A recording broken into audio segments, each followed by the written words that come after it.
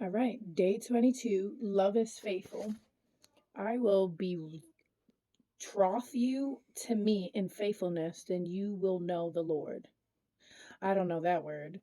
As Christians, love is the basis of our whole identity. As God's children, He gives us the name beloved, which means we are ones who are unconditionally loved by God. The focus of our lives become loving God and loving others.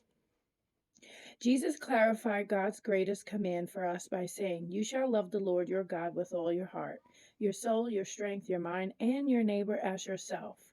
That's in Luke. Our love for each other is supposed to be how people distinguish us as Christ's disciples. John. It is the root and ground of our existence. Ephesians. Meant to be expressed with passion and fervency. First Peter. Love is an exercise we are to abound in more and more. First Thessalonians. Always getting better at it, becoming increasingly defined by it. So if love is what we were created to share, what do you do when your love is rejected? How do you handle it when the one to whom you've pledged your life stops accepting the love you're called to give? The account of the prophet Hosea is one of the most remarkable in the Bible. Against all logic and propriety, God instructed him to marry a prostitute. He wanted Hosea's marriage to show what heaven's unconditional love looks like towards us. Hosea's union with Gomer produced 3 children, but as expected, this woman who had long made her living in immorality was not content to stay faithful to one man. So Hosea was left to deal with a broken heart and the shame of abandonment. He had loved her, but she had spurned his love.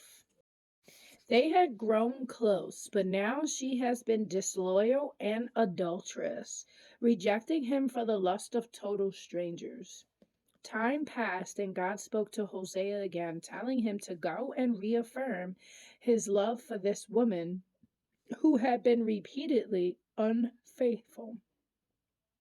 By now, however, she had reached a new low and was being sold as a dirty, unwanted slave. But Hosea paid the price for her redemption and brought her home. Yes, she had treated his love with contempt.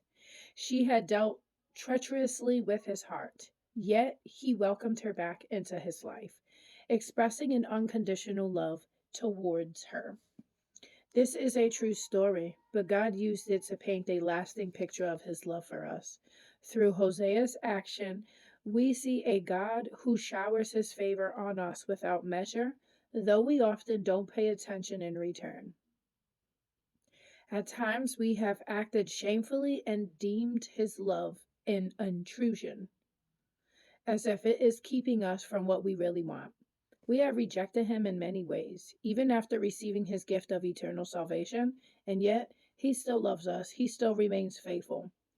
Even so, his love doesn't keep him from calling us to account for our mistreatment of him. We pay more of a price for our rejection than we often realize. Yet, he still chooses to respond with grace and mercy. In him we have redemption through his blood, the forgiveness of our trespasses, according to the riches of his grace. Ephesians. In him we have the model of what rejected love does. It stays faithful. Jesus called his followers to this kind of love and the passage known as the Sermon on the Mount. The Mount of Olives, that's where he took me yesterday.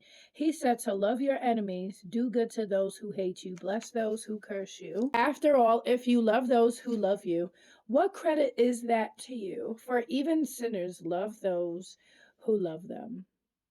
If you do good to those who do good to you, what credit is that to you? For even sinners do the same. That's in Luke. Your eye was blurry.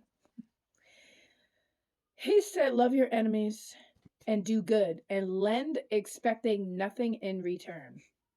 and your reward will be great, and you will be sons of the Most High. For he himself is kind to ungrateful and evil men. Luke. From the vantage point of the wedding altar, you would never have dreamt that the person you married might later become to you a kind of enemy. Dun, dun, dun. That's everybody. Oh my God. One of you would need to love as a difficult and even painful sacrifice, and yet far too often in marriage, the relationship does indeed dwindle down to the level, even to the point of betrayal, or sadly to unfaithfulness. That sucks. You know, that's true though. People are. We see that right now. For many, this is the beginning of the end. Some respond by rapidly moving toward a tragic divorce. That's true too. Others, more protective of their reputation in the eyes of others, decide to keep the charade going. But they have no intention of liking it or trying any harder, much less of truly loving again. We see this now. I'm glad that we're not like that. There's way too many people though. I know. This is not the model. However, the follower of Christ, if love is to be like his, it must love even when it's over. What is that? It's overtures Yeah. are return unwanted. So many vocabulary words I never heard of. And for your love to be like that, it must be his love to begin with. The reason why you still have hope of giving undeserved love to your spouse is because God has given his undeserved love to you. Repeatedly, enduringly, love is often expressed the most to those who deserve it the least. That's true. Ask him to fill you with the kind of love only he can provide. Then propose to give it to your mate in a way that reflects your gratefulness to God for loving you. That's the beauty of the redeeming love. That's the power of faithfulness. Today's dear, love is a choice, not a feeling. Yes, it is. Sometimes it's the feeling, but sometimes it's definitely the choice. What did my dad teach me about feelings? It's just a feeling, you'll get over it. And then my ex husband said that crap, and look at how that turned out. And we're completely wrong. It is an Sorry, Dad. yes, it is an initiated action, not an impulsive reaction. Choose today to be committed to love, even if your spouse has lost most of their interest in receiving it. Say to them today in words similar to these: I love you, period. And no matter what you do, I will never stop loving you. Well, that's You don't have to say the word duh. period though. You just say, I love you.